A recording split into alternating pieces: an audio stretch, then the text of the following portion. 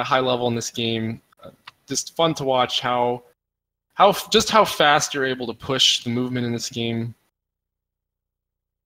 Yeah, it's crazy. Here we go. All right, there we go. Started.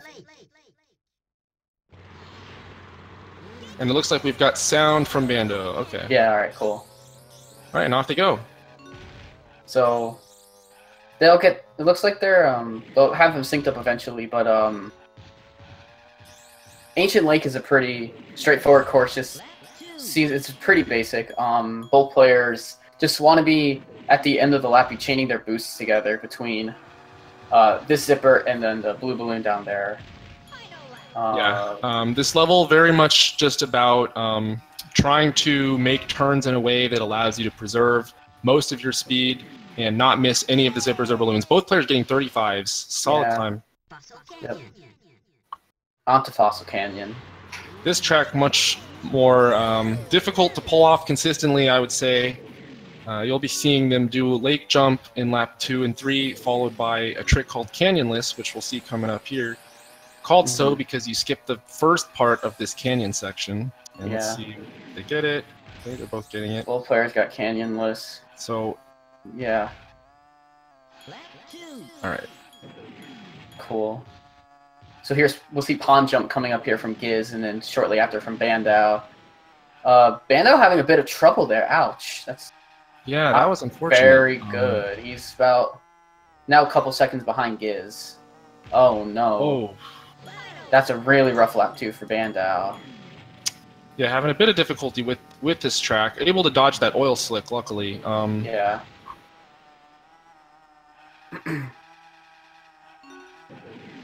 But Giz is kind of flying through right now. Looks like he's got some pretty good Canyonlesses. He's going to end up with a 1 minute. He's going to get a 1 minute flat. That's an amazing time. That's a really, really great time. For a race, at least. Giz. Yeah. Giz's standards are pretty high, so. Yes. Yeah, but yes. But Bando's certainly not going to be too happy with the time that he got in. Yeah. And that's too bad. But okay, so Fossil Canyon. Sorry, not Fossil Canyon. Jungle Falls. Another track about as short as Ancient Lake, but much more interesting in my opinion. Very technical. Much more technical, yeah. You'll see these guys using the shield on lap 2 there as you pass the CPU, as most of the CPUs at that point have a shield. You don't want to get spun out. It's very easy to accidentally run into a shielded CPU racer if you're not careful, and having to shield yourself just makes that a non-issue. I didn't happen to catch Giz's time, unfortunately, but we'll see what Bandow gets here. He looks like he has a decent. Looks like he's having a rough Jungle Falls for, I assume, what he would want.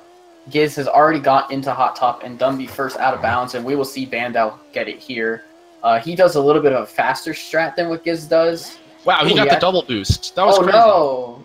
But then he bonked. Gathered a lot of speed there, but he's going to grab these 4 bananas here. And he's going to actually, he's actually going to clip out at this point. There's multiple spots in Hot Top to clip. Yeah, so a lot of people would use that spot that Bandow clipped as a backup, but actually if you collect bananas and clip there as your first clip, then it's a little bit faster because the bananas allow you to have more speed out of bounds. You see Giz has 0 bananas, but of course he's far enough ahead that that's not super meaningful at this point, especially considering Bandow's unfortunate bonk on the median. Yeah, Bandow would have gained quite a bit of time otherwise. It looks like he's going to finish with a 50 or 49. Yep, Bandow 352 trophy race, or 354 trophy race for Dino. Yeah. He's probably not too happy with that. No.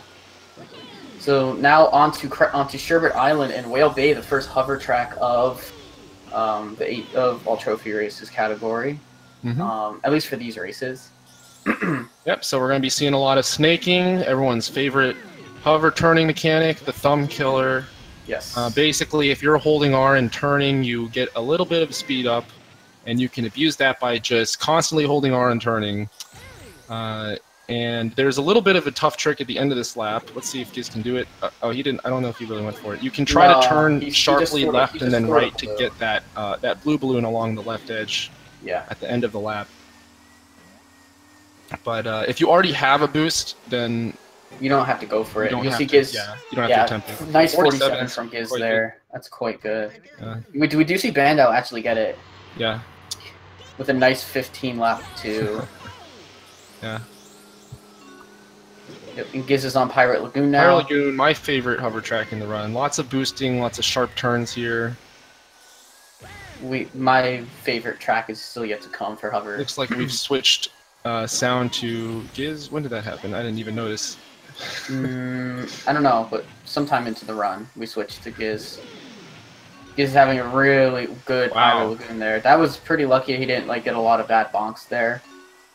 Flying so high in the air, you could just see just how much speed Giz is getting just from chaining the boost, and he did a little bit of a backup there, but really good adjustment to go for that other blue balloon. It's a lot harder than it looks to get a turn into and boost into these hover boosts because if you are not completely parallel with the boost when you go through it, there's a significant time loss as the boost will turn and orient you before boosting you.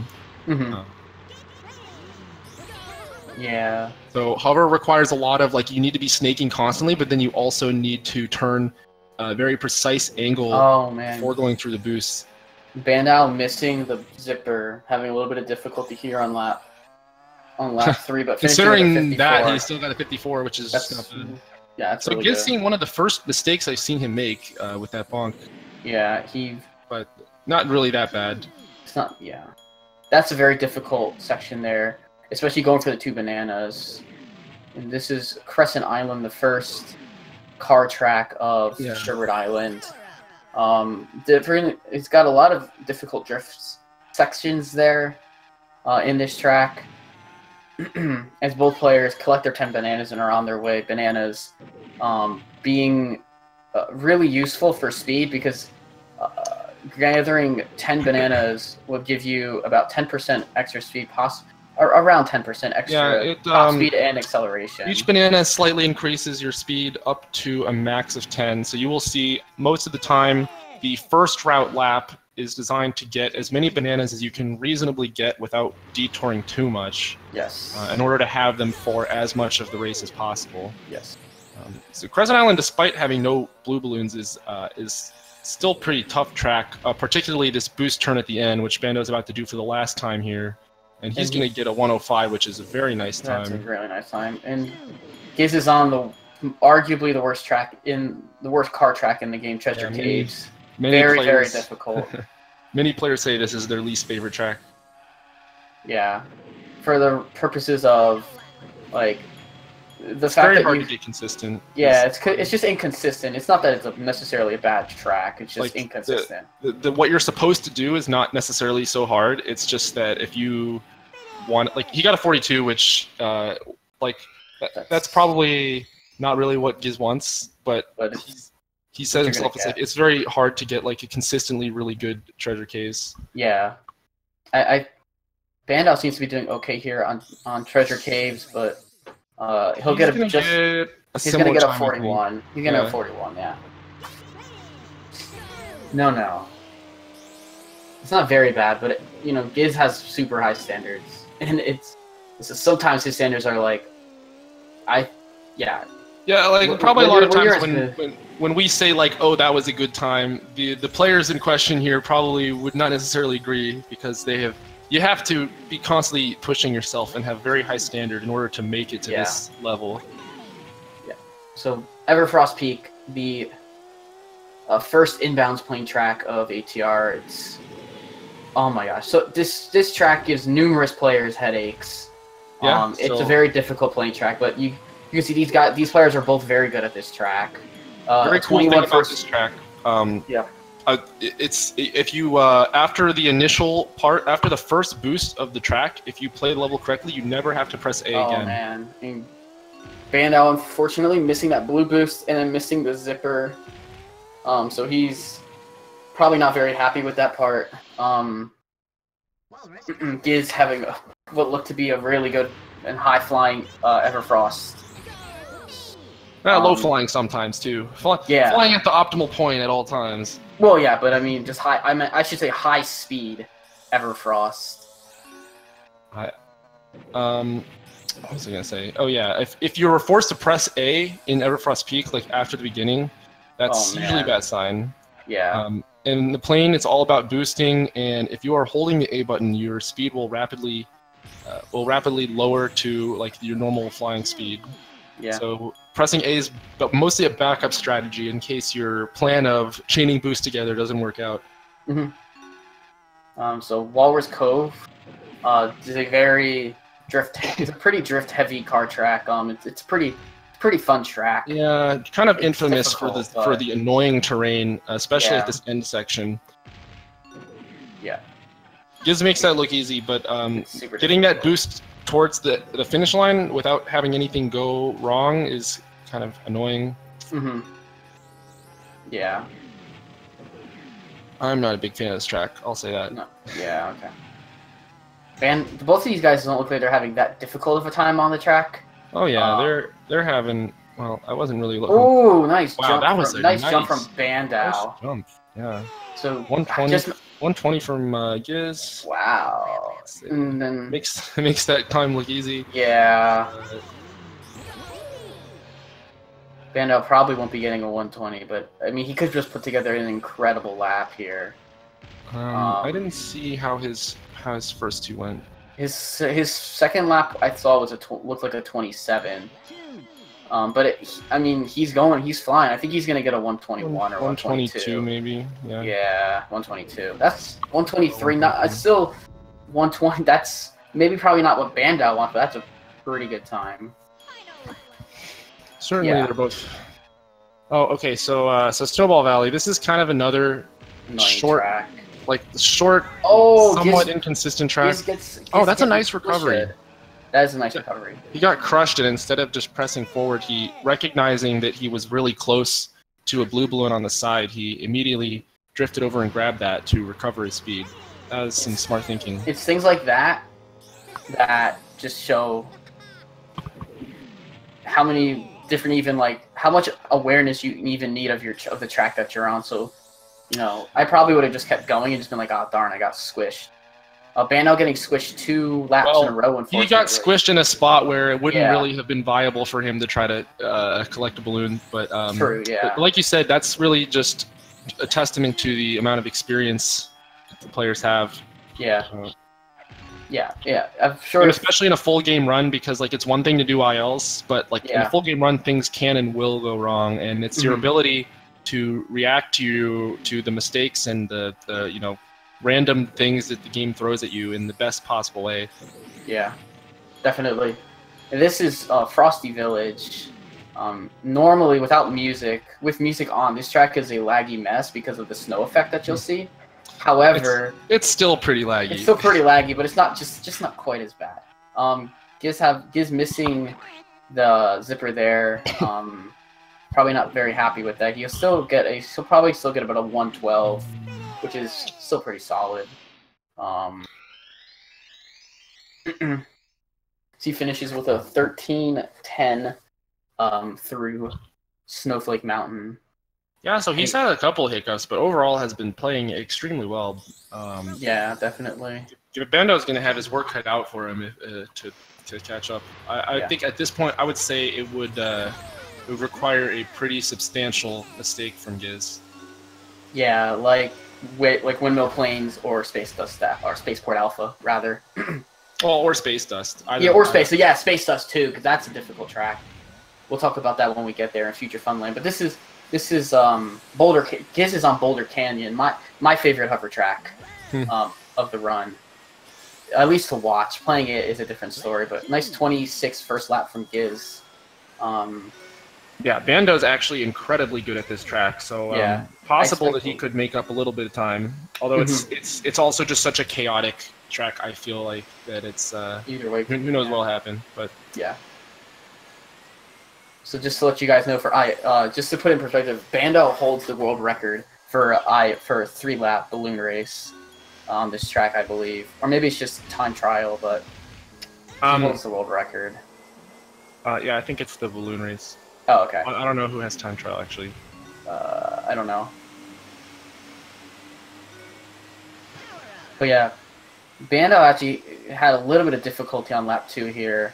Giz is going to get a 113 or 112. Very, very close to a one, right around that range. That's very That's good. really good. Yeah. Giz now on Greenwood Village. Yep, this is a fun technical track, lots of sharp turns. This is the kind of track I really like. Yeah. Getting 9 bananas there is not as easy as it looks. It's really difficult. And let's see. Bandow's going to finish probably with a 117 here. Yeah. Yeah. He had a couple of... Ooh. Oh. Giz with a bonk. Missing the zipper and bonking, so can't be too happy with that. Yeah, he could have been a lot worse. He took a line that would have worked if he hit the zipper, but because he didn't, he wasn't able to correct it in time to avoid hitting the wall. That happens a lot if you take a line and then miss the zipper or balloon that you're going for. Yeah. Sometimes you won't really have enough time to adjust. Yeah, but he didn't hit the oil spill. At least lap 2 is infamous for having different things like oil it's spills. Like what you see Bandow have the shield. You just saw it. Bandow used that shield right in lap 2, right as he's hitting the zipper. If you do that, you're pretty much safe. Yeah. It's pretty important. In ILs, you don't necessarily have to do it, but if you're doing a full game run and you don't get that shield, you're just asking to get hit by a trap. Yes. Or you have to adjust your route for it, but mostly you just don't want to do that. All right. Now, you also one of the... Yeah. I was going to say, on one of the more make-or-break moments in the run, because Giz is about to do the out-of-bounds. For Windmill Plains. And Giz gets it. And he gets it fine, Yep. So, the getting out of bounds isn't the only thing about this track that's difficult. That's a pretty tricky way to stay inbounds, but I think Giz will just play it about as safe as he has to. To make sure that he's staying in bounds and make sure he's not wrong weighing at all. Here we go, and Bandow's going to be going for it himself right here. See if Bandow can get it. Yeah, he absolutely needs this to stay in this race. And he gets it. Oh, he does not get it. Unfortunate for Bandow. So he'll be trying it again in lap 2, finishing this lap inbounds. Yeah.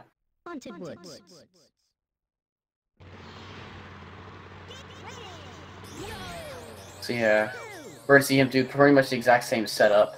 Gonna grab this balloon right here, and then he's gonna go for the out of bounds. Well, Giz does Haunted Woods, which is a very short, kind of ancient lake track again. A little bit more difficult than ancient lake, obviously. Oh, that's too bad. He looked like he hit around the same place on the wall too. Yeah, just sort of the same thing. Yeah. So I don't know if we'll see him try it again in lap 3. I think it technically saves time to do it again, but not very much. It's a slight save because you're pretty much at the finish line after you clip.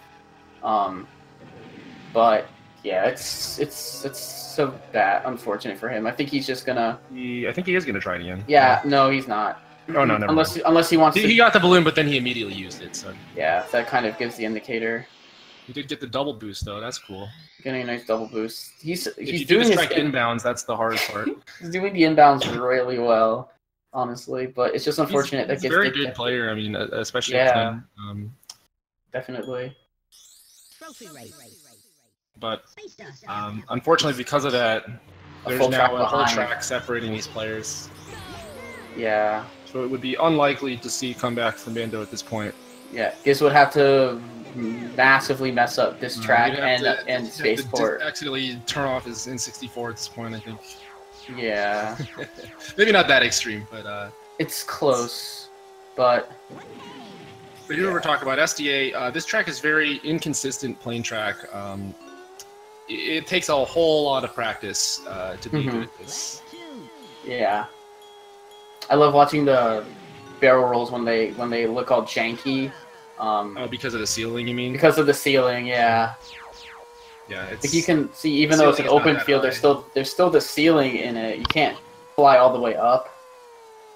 Like, yeah, you actually can't go as high as you might think in plane. Oh, but Giz does miss that, but you can still maintain speed really well. It's just not he just didn't get the boost that he wanted. So Bandow finishing Dragon Force and going into Future Fun Lane himself. Giz about halfway through lap 3 of Space Dust Alley, having a really good Space Dust Alley He's so gonna far. get like 114 or 115 or something. Yeah. For not having 10 bananas and missing one boost, that's pretty good. Wow, 114 is Yeah. not bad. No.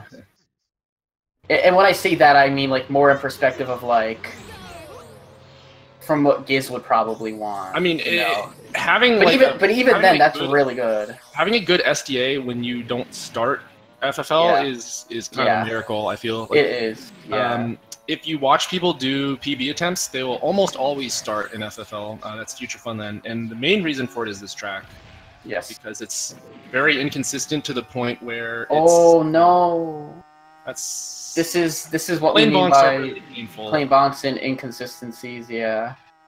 But as I was saying, well, you can sort of see why. Stuff like that is why most people choose to start with this track. In Future Funland, yeah. Yeah. That way, you can sort of guarantee that you have a good start, and it's a track that you can usually expect to lose a lot of time on if you don't start it. So it's for that reason. Yeah, and I get that. I completely get that. Followed by one of the more difficult car tracks. Which is Dark Moon Caverns. Dark Moon Caverns, yeah.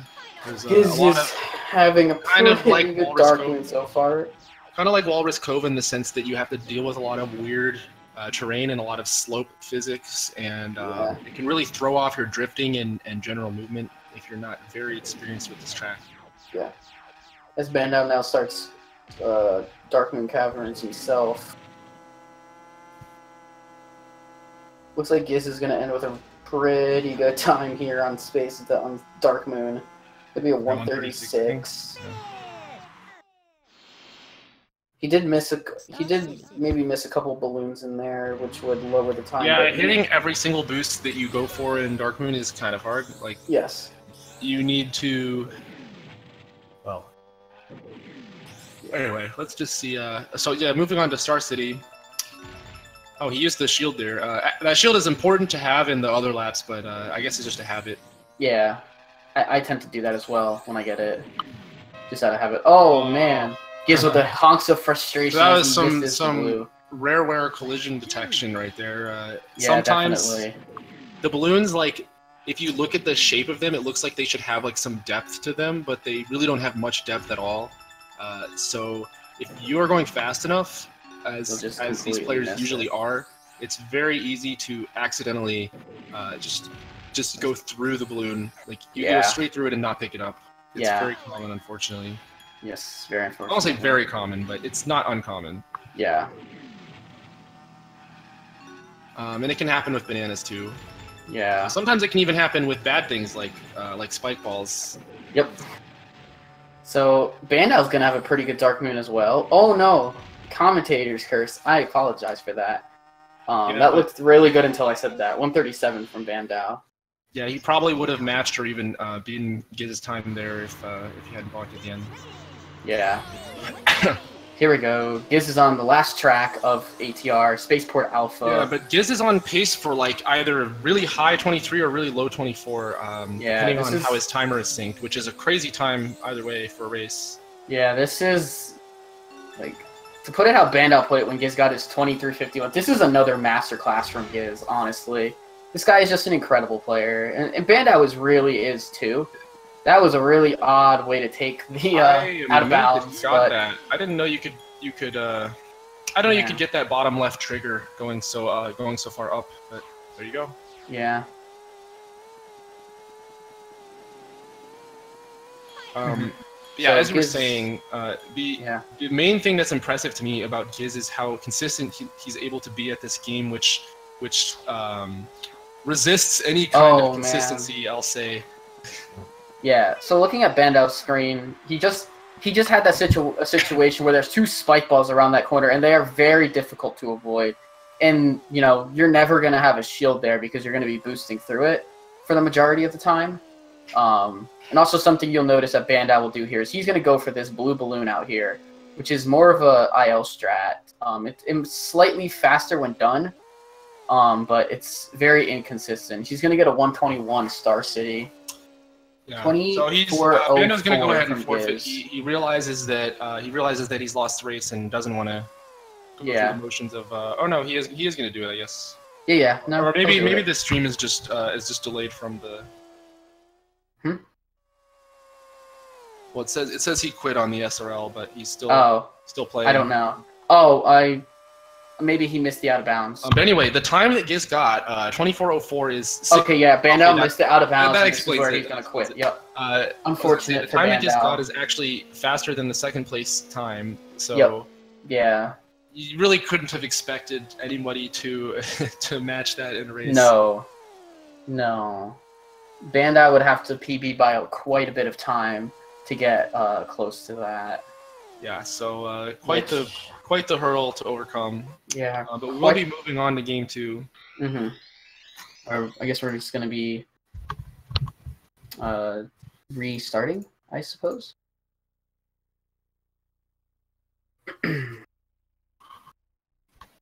Let's see what these players want to do, if they want to use the same. I don't know if they're using the same room. We also have to see they could also start Future Funland, but I would highly doubt that. I think they're just waiting there for now. Yeah, got it. We have seen some races start in Future Funland. Occasionally. It's up to the agreements of players. So Bandow's going to get into 4th place again. Yeah. This is a strat that's used. Getting the 4th place here on Icicle is also not only used for this, for getting 4th place here, but it's also has some application in other runs. Like mostly 100%, but for trophy storage. But that's a completely different category.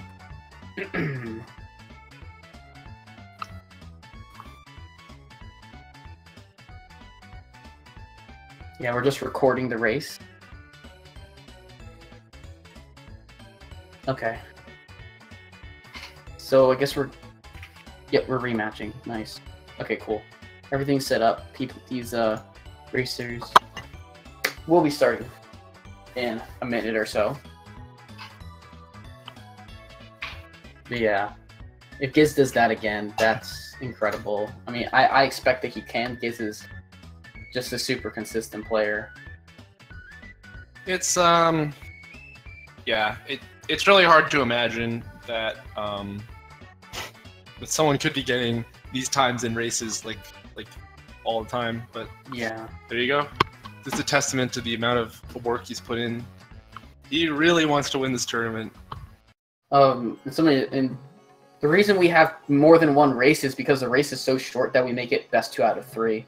Yeah, it's short and it's relatively inconsistent. As you saw, it's at the end there. Like, it is possible to, for example, miss these out of bounds, and if you were to do that, that could almost decide the race on its own sometimes. Yeah, we actually saw that. So there's enough variance that it just makes sense to make it a best 2 out of 3. Although very rarely, I think, in this tournament at least, have we actually gone to game 3. But that's more just because of the relatively few number of players involved, and that generally the gap between their skill levels is enough that it's kind of hard to overcome. Yeah. But the best of 3 format's good. I like it for DKR.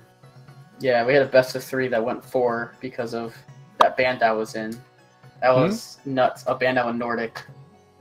They had to re-race race 2 because the end was so close. It was within 0.1 of each other. Oh. Yeah, they literally finished. I didn't realize there were 4 races. There was some issue. Well, they re-raced race 2 and Nordic. I just heard it was super close. It was. It did, yeah. That was a really great race that you guys had. Bandow lost game 1 and won the official race 2 and race 3. That was incredible. Each race, no race was decided by more than 20 seconds, I think. Yeah. Nordic, another very skilled player who would normally be in the semifinals too, except that the way that the bracket worked out, all 4 of the top 4 players in the tournament were on the same side of the top 16 bracket. Yeah. It's kind of crazy. That's just how it worked. So we've got, on the left side semifinals, we've got Trident Tail versus Sweener Dog, and they're good players, but you would normally not expect one of them to make it to grand finals if the bracket were seeded according to PB. Yeah. But just because of the way it worked out, that's yeah, I don't know. It was kind of interesting. It was. We had like Giz versus Tofu in like the first round of the top 16. Yeah. Or second, maybe it was top 8. I think maybe it was the second round. They played last round, yeah. And then we had Nordic and Nordic both Bandow, like same thing. Like those players should probably not have played each other in that round normally. But, no. Yeah. That's just how it happened. It is, yeah. Okay. I think both players are about to start. They're readying up, so probably pretty soon. Yeah. I would say any second, because the countdown just finished.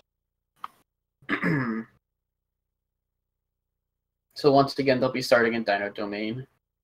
Yep. Ancient Lake again.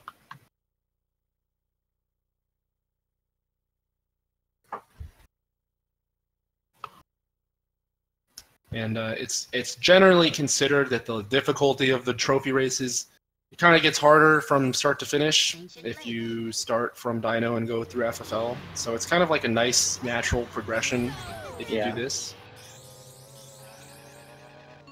Oh, nice for viewership and just making the race kind of interesting as things get down to the wire at the end, with FFL being the last thing that they do. Yeah, especially if the race is close at that point. So Bandow, he actually got 2 doubles there, but he did. I guess he did miss the zipper or something on the last lap or whatever. Yeah, Bandow is really good at getting these double boosts. I don't think I've ever seen anyone get those quite as often. Giz with a 35, Bandow with a 37. But despite getting the double boost, the miss was enough to more than make up for that, unfortunately. Yeah. And so yeah, the reason that you'll see these guys going for 4 bananas here is because of the fact that the bananas affecting top speed and acceleration. Giz with a nice canyonless there. He does miss the balloon though, but still pretty good. At least the jump part. I think Bandow had a rough canyonless as well. I didn't get to see that. Giz with a rough pond jump there though. Bandow making a nice recovery off of an awkward turn situation for him. Well, Giz getting a little thrown off by the turn at the end, but able to muscle through it. Yeah. So sometimes that can go really badly. If you recognize what's happening, you can kind of control your drift to stay mostly under control. But like, if you just go full speed, there's a good chance you're just going to go flying way off. And hopefully we don't see that. But so Bandow probably making up some time on Giz there. We couldn't see with the lag. I didn't see the time because of lag, but probably a 104. Yeah, he's right behind Giz. It's actually looks like Giz might have actually gained time on that. I don't know what Giz's Fossil Canyon was. It looks like he still has around the same lead he had from Ancient Lake. Maybe slightly more. Yeah. Because it looked like Giz really had a bit of some struggles on there, but maybe the bouncing around wasn't quite as bad as I thought. Alright, and Bandow going into this section without a shield. And he immediately pays for it. Yeah, that's... Yeah, it's unfortunate. He just missed the shield. It's not that he didn't go for it. It's just that he missed it. Yeah, and the thing is that you get that shield because there's like a chance that the shielded AIs might be in your way. Like they're not always. So Giz is going to gain a couple. Giz is actually going to do the same strat that Bandow's doing. Yeah, he didn't do this last time, which is kind of interesting. No, but Giz does it differently, actually. He uses the zipper boost. That's the time trial strat. Or one of the time trial strats you can do, where it does not require a balloon. Yeah. But Bandow doing the same thing. You can see Giz is just based off seeing that, it looks like Giz is really trying to put the pedal to the metal on this one. I just think it's interesting that he did a different strat in different races. Yeah. Maybe he feels like since he has game 1 behind him, he can go for a little bit more risky things. Yeah. We saw that in 339. Yeah, Bandow's gonna have a better dyno than last time, though. He's gonna have a 345. Yeah, this is much closer than last time. Yes. Less than 10 seconds separating these players. Yeah. Whale Bay.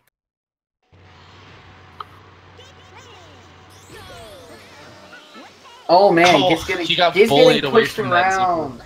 Man, that is so Whale Bay is rough. one of the tracks where you can really get bullied at the starting line. Yeah.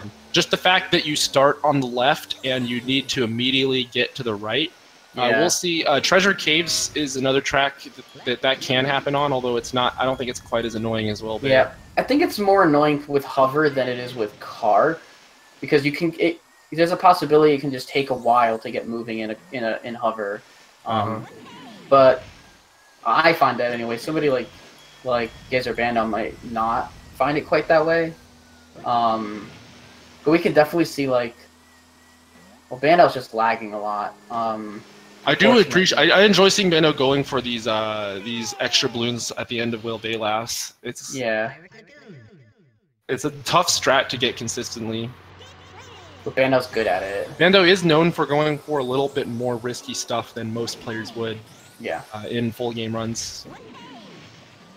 But he's. Giz went through another balloon. Yeah.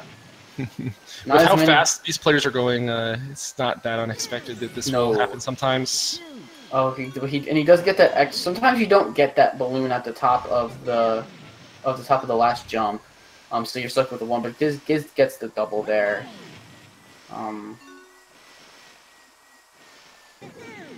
Yeah. So you'll more likely than not you'll see just a single boost there. He bumped into Conker and then Conker stole his balloon. Oh man. That sucks. Another bump there, but nothing too serious. No. Bonking in hover is not quite as punishing as bonking in a planar car. With side bonking. Especially if you bonk on the side of a wall, it's not really. It doesn't stop you the same way that it does. I saw Bandow looked like he paused, but he okay. It was just a rage pause. I can relate. I do that sometimes. Okay. It's just a lot of lag. I couldn't really tell because of the lag, but it looked like he was having a bit of bad luck in Pyrolune. Yeah. Giz with a 22 lap to start Crescent Island. That specific zipper that Giz just went over can be very tricky. The second zipper on Crescent Island, similar to the Haunted Woods, has a bit of if you are drifting over it, which you're supposed to go straight over it instead, so that way you don't get the texture difference. Oh man! What can happen is you can just go. It's hard to tell, but you can just be like slightly above the ground. Yeah. As you're going over that zipper, just because of the nature of the terrain.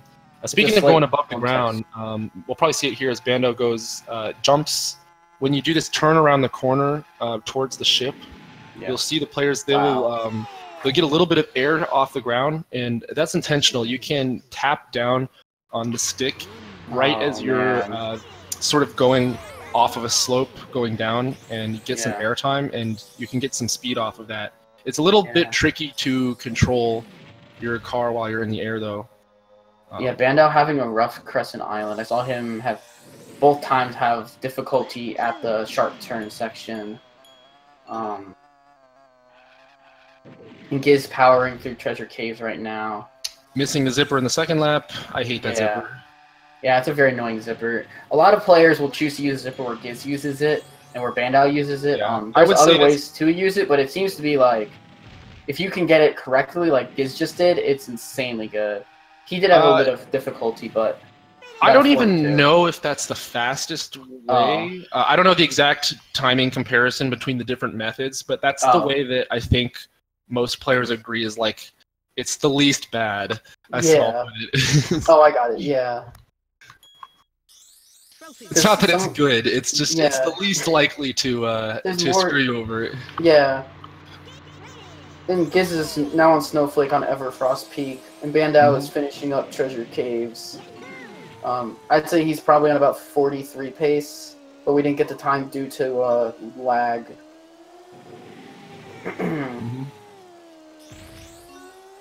Giz looking to have a pretty nice first lap here on Everfrost, another 21 lap. Yeah, 21 start. Yeah. So Bandow also starting Everfrost Peak. Bandow had a rough Everfrost Peak last time. I don't think he'll have 2 bad ones in a row though, but it is possible because this is a very difficult track.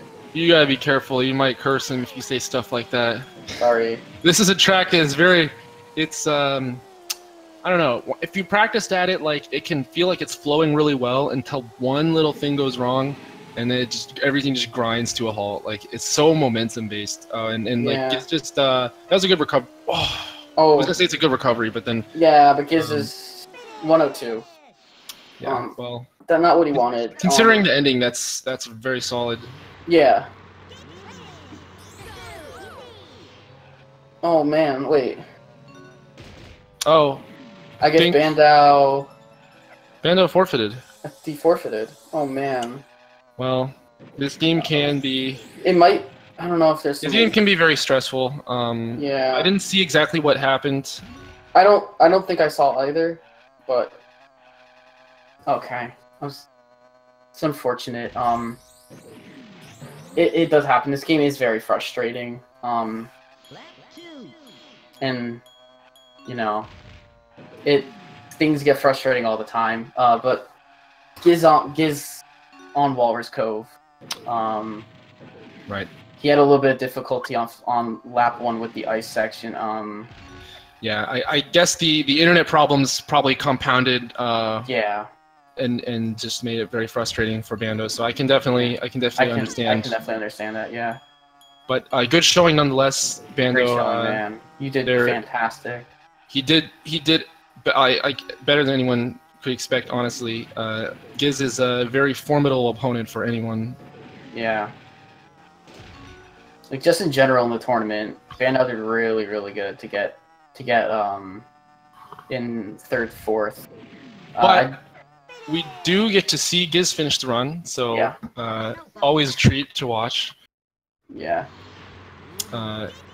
Bandow will be getting, I guess, tied for I 3rd. think we might. Are we gonna have a 3rd, 4th match? I don't know if there's a 3rd place match planned or not.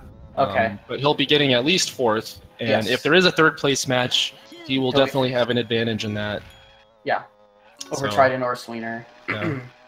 Oh, Bandow versus Trident would be real fun to see. Although that would require Trident to lose to Sweener. So yeah. Either way, it'll be an interesting match. So yeah, if it happens, I don't know. Yeah. Like, at this point, you just want to see all these players do well and just some nice close races. Yeah, I can understand internet just really being a problem. Well, and I think he might have been a little frustrated after some of the things that happened in Game 1, especially the out of bounds at the end. Yeah. And such, and then having the internet go out like that, not fun. That's so difficult. Yeah. Well, so yeah, Giz will obviously have to finish this race out to get credit for it, but he is going to be our winner here and go on to face the winner of Trident Tail and Sweener. I don't know when they're racing. They're racing, I want to say tomorrow or Tuesday. Okay. I think according to the schedule, it has to be pretty soon. Yeah. He's having a pretty good Frosty Village here. Oh, 1 second.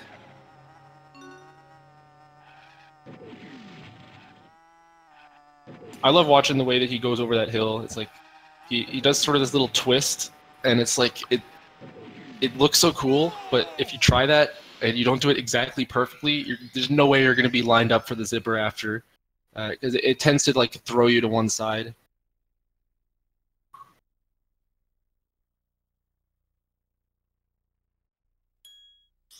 Trophy race. Boulder Canyon.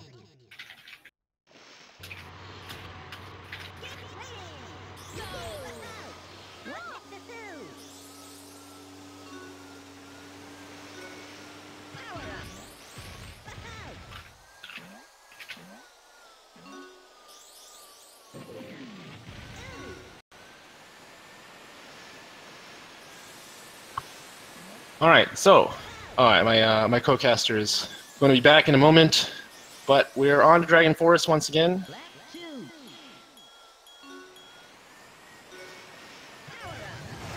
Oh, going for the triple boost strat there. That's pretty cool. I see some people go they get the 2 boosts and they boost right before the last balloon so that they can get the double and then the single boost. Or sometimes they do what Giz did, which is wait to get all 3 and then do the triple. I don't actually know which is preferred. I see both though. But either way, it's a lot harder than it seems to get a good boost around this corner because they're like trying to turn and go uphill at the same time. Welcome back. Thank you. So I don't think he's going to have quite as good of a boulder cannon as last time, but 115 still very respectable. Mm-hmm. Greenwood Village.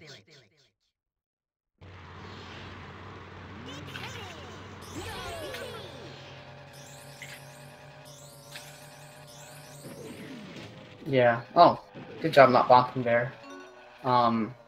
He cut that pretty close, but just getting around the not touching the edge. Yeah. So Greenwood Village, you'll see him pick up the shield here, because usually there's an oil slick or a spike ball in there. So he didn't need it that time, but you know, again, just no, being there was a slick there. Well, there was a slick, but the angle he took, he wouldn't have hit it. Oh, of course, yeah, you're right. Oh, that was an awkwardly placed spike ball. That was some really good maneuvering. Oh, an awkwardly placed bubble too, but yeah, I've seen that bubble there a few times, but yeah. It's not that hard to avoid, but I just hate seeing it there anyway. Just the fact that there's even a possibility. Gosh, it's so close, yeah. There is a 3rd place match. Bando just confirmed it, so we will be seeing more from him. Yeah, Bando versus Sweener or Trident. That's good to hear. Yeah, and that is going to be that'll be fun to watch. Yeah. Okay, so on to Windmill Plains, and let's see. He does get all 4 balloons there. That's the ideal way to do the out of bounds here with 8 balloons. 8 bananas, you mean? Or 8 bananas, yeah, 8 balloons, of course. Yeah, it's harder than you would think to have 8 bananas here. It does. Yeah. It makes the clip a little. Oh, okay. So he's actually gonna miss the clip. Does miss it, yeah. Of course, there's not really. Oh, okay, Giz. Okay, Giz putting on a little bit of a show for us. Did he backflips there? Backflip. I don't know. I don't know whether the backflip was on purpose, but holding the inversion for so long. Oh no, holding it. I think holding it was the show part. Yeah, no. I was like, backflipping is an interesting thing. He'll go for it again, and he'll have 10 bananas or 11 bananas at the time. Well, yeah, the 11th doesn't make any difference, but just in case he hits a spike ball while out of bounds, he'll still have 10. Yeah. It'd have to be the most awkwardly placed spike ball in the world. I don't know if it's possible to take damage while you're out of bounds. That would be I don't know. It is possible to gather bananas while out of bounds, though. Maybe if like the AI shoots you in like a certain way, maybe. Yeah, maybe like a homing rocket, but even then, I don't see it happening. Yeah, there's nothing's gonna happen. But, that's just the route he took. He got that. So 123 from Giz. Yeah, so that is still, again, that is, even if you don't get it the first lap, it is still a significant time save to do the out of bounds in lap 2 versus doing the whole race in bounds. Yes. So it saves a lot of time. So here's Haunted Woods, short track.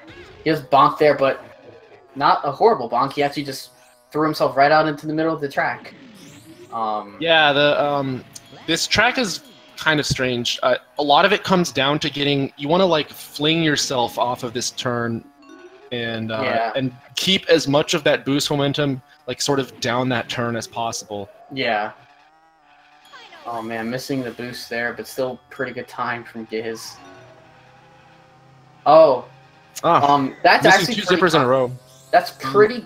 That last zipper is pretty common to miss. More in hover, in doing the IL for hover. Then, so 50 from... Ooh! Giz gonna back up over the line, bit frustrated. 51. What was I gonna say? Oh yeah, that zipper, not all zippers are the same in terms of how much time it costs you to miss them. I would say that one that he missed before the turn might be one of the worst car zippers to miss, just because you rely on it so much to carry yourself down into the turn. Yeah. Because of the downhill there. There's some zippers that are not as impactful, although you obviously don't want to miss any. Yes, that is correct. Oh man. Okay, so that's important because he hadn't used the boost yet. He was able to use it to mitigate a lot of the back boost that he got from that bonk. Yeah. Obviously, you would prefer not to have to use the balloon that way, but it is super nice to have it if you do bonk. Definitely. Much better. You may, if you remember from last race when Bandow bonked in that spot, the amount that you boost back, it's actually kind of comical. Like you go so far backwards if you bonk there. Because of how fast you're going. The front of the balloon is like, the front of the plane is like made of rubber. It's ridiculous. Mm-hmm. Yeah, it really is. It's kind of like he said, it's ridiculous, but nonetheless. Oh wow! I thought he was gonna bonk, but he noticed and was able to just barely turn inside enough to avoid it. Yeah, that's something that I've noticed. Awareness. That's something I've noticed with Giz on Space Dust. There's been a couple times just watching him stream and everything. He's very aware of like something like that. So 116. Yeah.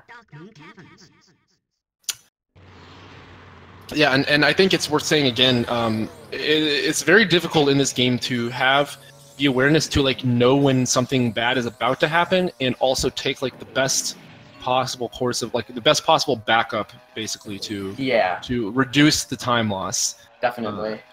Because this game, nothing's ever going to go exactly as you want the whole time. Yeah. Like you're going to have some good tracks, but you're going to have some bad tracks too. And you're, to the degree that you're able to like say make bonks not as bad, or like have backup ideas in place in case certain things happen, it really does make a big difference in full game runs like this. Yeah, especially in no reset. So yeah, especially in a Dino Start no reset situation. Dino Start no restart. Yeah. So Giz going up taking the zipper in the crater part. He actually did another situation where he saw the spike ball and he just avoided it. Because I think if he had flown into it, he still would have clipped it. Not sure though. Ooh. Someone was asking about the bananas. The bananas make you go faster, up to a cap of 10. So you'll see you'll see the player Giz. You'll see him try to get as close to 10 bananas as he can get in the first lap of the race.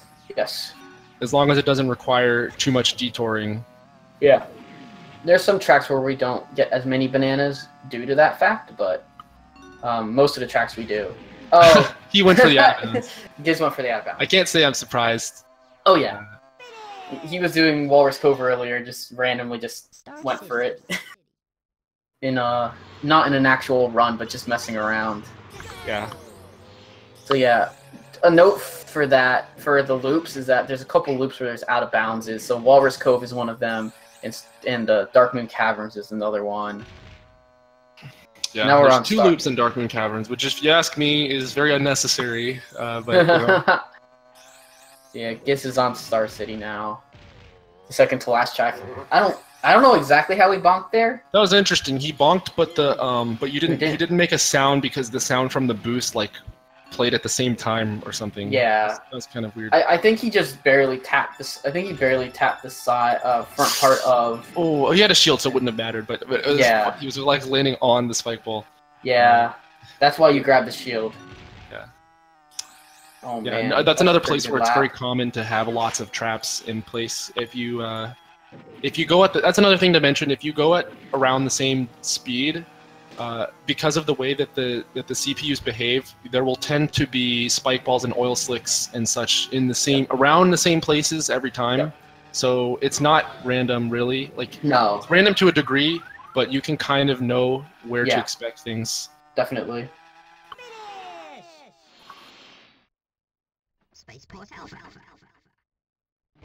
All right, we're on the final stretch. So not quite as good of a run, but you know, after Windmill Plains. Oh yeah, the bananas below the timer does mean that, yeah. I mean, yes, that's the explanation about bananas, but the banana below under Giz's name means that he won their first race. Oh, that's what they were asking about. Yeah, yeah, but still, so Giz did a backflip there. Backflipping is when you for lock. Yeah, of course. So he's going for the out of bounds here. He gets it. He even shows off by getting the boostless out of bounds. Yeah, that's the boostless out of bounds. That's harder than it looks. You have to kill all your momentum at a very specific place. Yep. And you want to be aiming, I think it's more to the, and this is actually the long way out of bounds that people used to do on He's following the Space contour Force. of the track. Yeah. I guess. And despite doing this and the windmill planes we saw, he's still going to get a 24, I think. Yeah, unless he's going to cut here and he'll just finish with about a 24-50, 24-40. Okay. Okay, he's going in. It looks like he's trying to, like, get as high of a 24 as he can or something. Yeah, it does. Guys, just to note, guys, always the entertainer. All these things that guys are doing are not, because he does. Yeah, I would not recommend pausing in your run to do backflips out of bounds. But no, Giz is doing this to entertain us and everything. You know, he don't. I just want to stress he's not BMing when he does this because he's just having fun with it. Yeah. And that's what these races are about. I mean, granted, you do want to win, but coming down to the end, you just want to have fun doing the game. I think Giz already sufficiently showed us what he's capable of when he's playing 2404 seriously with that 2404 from race 1. So definitely he doesn't have anything to prove here. No, nothing. And honestly, the fact that he got a 24 after that is pretty impressive in its own right. Yes. But anyway, so yeah, we will be having Giz versus the winner of Trident Tail and Sweener Dog in the grand finals. So I don't think it will be to anyone's surprise that Giz is in the grand finals. He was the favorite to win this tournament from the beginning. Yes. Although he did not have an easy bracket this time. No. He had probably about the hardest bracket he could have had, facing TOEFL almost immediately and then Bandow right afterwards. Yeah. Literally the number 2 and number 3 players in this category. Hello. Yo, what's up? Hey, what's up, guys? Congratulations. Thanks. Hi, Bandow. Hey, Bandow. Hello. Hey, so yeah, congrats, Giz, and yeah, I was sorry for your technical issues, Bandow. I was real happy to hear that there was going to be a 3rd place match. Yeah, we're really happy.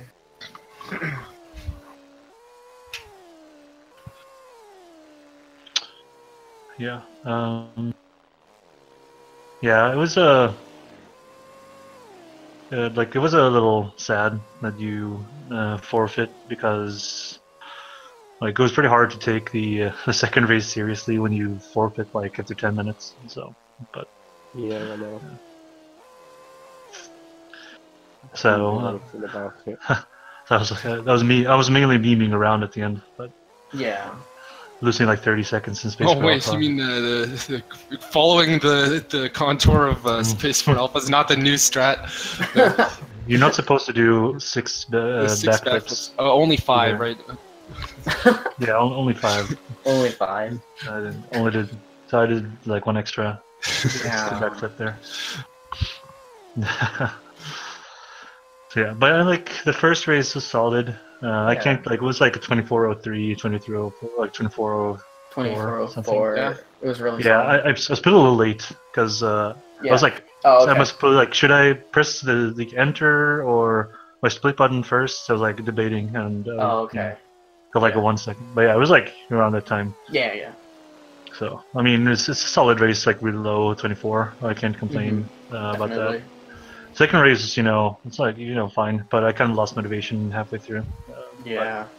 So like it wasn't based on for sub 24:30, but since I already knew I won, I might as well do some backflips. Yeah. Right. So you will be facing either Trident Tail or Sweener Dog in the grand finals. Yeah. How are you feeling about that? That's gonna be nice. I hope I'll win with a big margin. That's my goal. I don't think anyone would be surprised if that happens. I think we can hear you, Bandow. Yeah. Well, so what about your bracket though? Playing almost immediately against TOEFL and then Bandow right afterwards. You really couldn't have asked for more challenge than that. Not really. Like, was a very challenging bracket. Yeah. And I was very nervous before the TOEFL race. I'm not really sure like why, but you know, he wanted some revenge after AGDQ, and I mean, it's like there's like a lot of stuff. You know, like TOEFL and I had like a lot of history, so yeah, it's a rivalry that goes way back. So it's like yeah. So that was like I was really nervous, but I don't know. Like after the first race, where I was really shaky, played really shaky, and I won, and he was like a minute behind, and I was like, oh, okay, maybe I was nervous like in vain, and then I got that sub 24 on after. I felt really confident, so like I played really well. But yeah, I was like not as nervous for this match, but this I feel like, I mean, with like all respect, like all due respect, like I feel like this was the only match where I could get knocked out. Yeah. I'm not gonna say that I won the tournament, but I feel like this was the hardest match to win. We were discussing before the match, like it would not have been out of the question for you to drop a game if like you had some mistakes and Bando played solid. Yeah, for sure. Like that's what I thought too. Yeah. And yeah, but like I feel like Bando, he has a he's really fast and really good. So yeah, like he has a chance to beat me. So that's how it is. But when he, like I saw really early, I won the first match with like really solid. Like I was like, okay, low 24, he's never gonna beat that. But then he forfeit, and I think that I kind of felt like that mindset was. I felt like his mindset was a little off. Like I didn't see anything before, but when he forfeit the first instead of finishing. I'm not sure how far behind he was or anything, because I didn't watch. I think it was mostly actually because of his internet. He was really frustrated with his internet problems. Yeah. He was lagging noticeably on the stream. Yeah, I would say it's a combination of that. Obviously, he was not the happiest with how he was playing either, but I think it was a combination of those two things. Yeah. I guess I have to watch the VOD and see how far behind he was. But I'm guessing that he was probably a minute and a half behind. But like it's hard to tell, like if he played badly. I mean, because. Like if you played, if it was less than a minute behind, it's not like a super terrible run. But yeah, it's I don't know. I'm still happy with the gameplay, because it was my birthday today, so I've been out with family and drinking beer and stuff. So I was like I didn't feel like I had like the optimal. I didn't feel like I had the optimal. I don't know I'm not sure what to call it. Well, you were under the legal limit, right? I mean, it's illegal to drive nothing close to that. I mean, it was family dinner, so it was like not a party, but it's like yeah. But yeah, like 24:04, good run. Yeah, this 24:55 could have obviously been a lot better, but I was memeing a lot. But it was like, fine. The thing is, I had the what is it called? Like the speedruns live up, and I just like saw something happening. Like someone wrote something, but I didn't just see that it was a forfeit. But I kind of understood that was a forfeit. So. But yeah, so I after Frost Village, I scrolled down and saw that he forfeit. So I was like, okay. I think he was around one lap behind, in Everfrost going into Snow, and then he forfeited around Everfrost Peak, I think. Yeah, it was Everfrost. Yeah. Yeah. Okay. Dude, that Everfrost I had in the second race would have been like a 58. Yeah, that was crazy. That was crazy until the end of lap 3. I was amazed to see I was like, oh. He's having not the best Everfrost, and I saw it was a 102. I was like, wait, what? That would have been a crazy time. Yeah, it was really good, and it was really good. And then like clipped through the balloon at the end. Yeah, I saw then that. I barrel rolled to keep it going to the next balloon, and then I like slightly missed it, or like you know. Yeah, it was kind of funny because right around the time you were doing that, I was talking about Everfrost, and I was like saying, yeah, this level like it flows really well until one little thing goes wrong, and then it can, and then everything grinds to a halt. And then right as I said that happened. So yeah. But Yeah, I mean, obviously the rest of the track was good enough, so. Yeah, I mean, 102 is not too bad when you lose like 5 seconds at the No, end. yeah. So, but yeah, like it was decent, and I'm still satisfied with how I played, and yeah, like I have really high expectations on myself as well. So you know, less than a first place in this tournament is I can't accept it. So Gotcha. Yeah. Well, you were the favorite to win, so yeah, I guess second place would be even a surprise. Yeah, I mean, getting a low 24 and then what would have been a mid 24. I mean, I think it's going to be hard for either of the other players to be able to keep up with that. Definitely. Yeah, for sure. Like, yeah, no. Like that's I know that's the case, but yeah, it's but I'm still really happy with some of the races I've seen. Really close races, you know, Nordic versus Bandow was insane. Yeah. And we saw like some really good races in the other quarterfinals as well. Yeah. You know, right. Kahlul's match was your match versus Sweeney was really close. You just had some trouble with your out of bounds stuff. Yeah, it was like the only thing I practiced that day, and it still killed me both times. It's very frustrated with that, but oh well. I think you would have won both matches if you had had the out of bounds down. Yeah. But yeah, it's like this is still a big part of the category if you want to get really low times. So that's how it is. Yeah. Yeah, it's something I need to put a lot more time into, but oh well. Yeah, you'll get there. You'll beat me one day. I don't know if I'll stay around that long, but I do want to at least get a 24 someday. So. Yeah, it's definitely possible. You can do it. Yeah, thanks for the people. Yeah, well, thanks for talking to us, and thank you. Congrats again on your win, awesome. and happy birthday. Happy birthday, thanks. Yeah. See you in the finals. Oh, see you.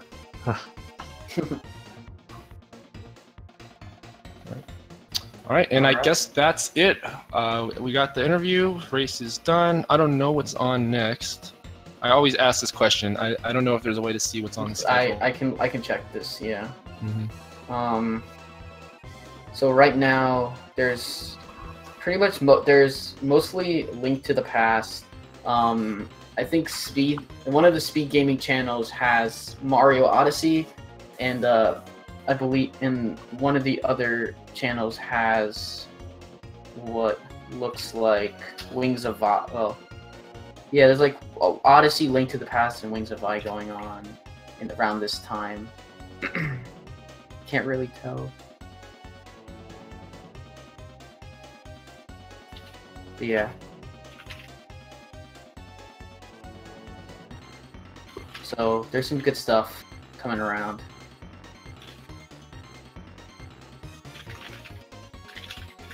Yeah, alright, well, I guess that's all we got. So thanks for watching, guys. And make sure to tune in to the other semifinal match coming up in just a few days. Trident Tail versus Sweener Dog. Yeah. And I guess with that, I am going to get off.